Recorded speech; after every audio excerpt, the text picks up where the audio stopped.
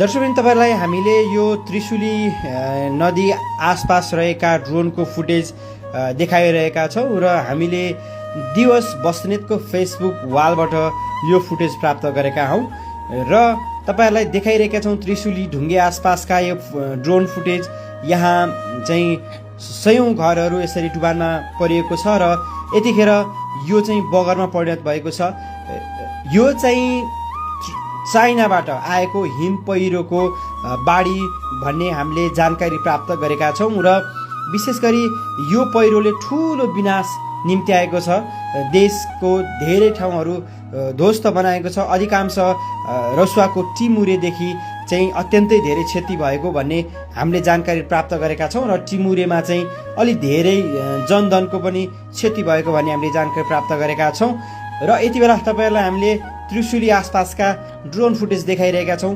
यो बाढी कसरी आएको थियो, बाढी चाहिँ बजार क्षेत्रमा कसरी बेगसहित पसेको थियो भन्ने हामीले तपाईँलाई दृश्यमा देखाइरहेका छौँ र यहाँ बनेका हाइड्रो पावरहरू पनि नरहेको पनि हामीले तपाईँलाई देखाइरहेका छौँ र अहिले चाहिँ यो विशेष गरी चाइनाबाट आएका जुन यो बाढीले अत्यन्तै ठुलो क्षति पुर्याएको छ।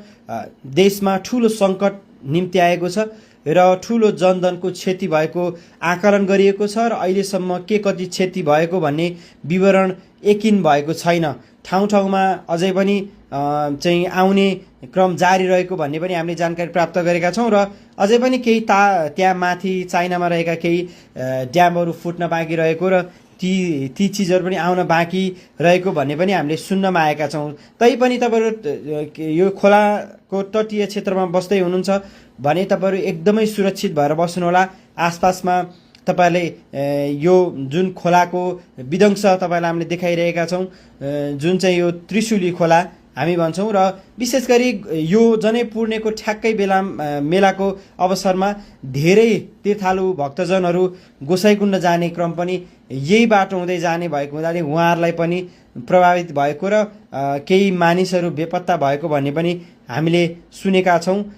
पक्कै पनि भगवानको कृपाले सबैजना सकुशल रहन् भन्ने हाम्रो कामना रहेको छ र यस्ता विध्वंसकारी जुन एक खालका भइरहेको छ देशमा, यो अहिले बाढी पहिरो आइरहेको छ, यो कारणले हामी धेरै पछि परिरहेका छौँ। अब हाम्रो देश विकास भइरहेको